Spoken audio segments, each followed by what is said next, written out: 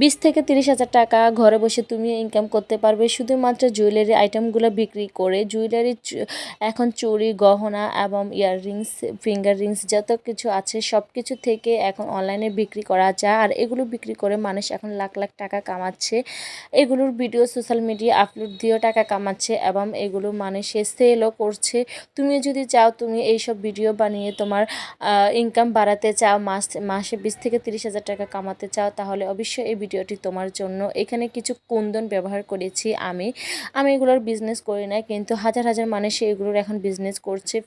এখন ফেসবুকে, ইউটিউবে অনেক মানুষ এগুলোর ভিডিও আপলোড দিচ্ছে এবং এগুলো মানুষ বিভিন্ন ধরনের জায়গা থেকে দেখে এবং এগুলো অর্ডার নিচ্ছে। আর এগুলো দেখতে ভীষণ সুন্দর।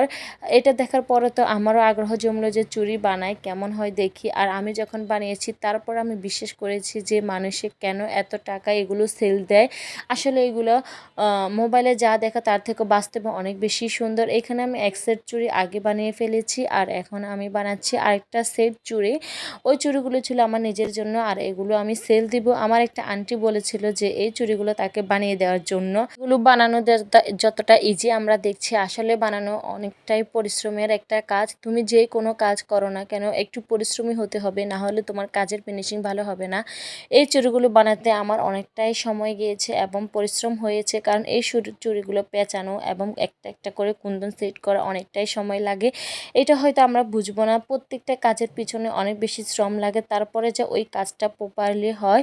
এখানে আমি এই চুড়িটা অনেক বেশি গর্জিয়াস করে বানিয়েছিলাম, এটা শাড়ির সাথে পরার জন্য। আর এখানে চুড়িগুলো তুমি 3 থেকে 4 রকমভাবে পরতে পারবা সেট মিলাই। এখানে আমি একটা সেট দিয়ে কিন্তু তুমি অনেক রকমের ভাবে পরা যায়, জামা, থ্রি পিস, শাড়ি যাই।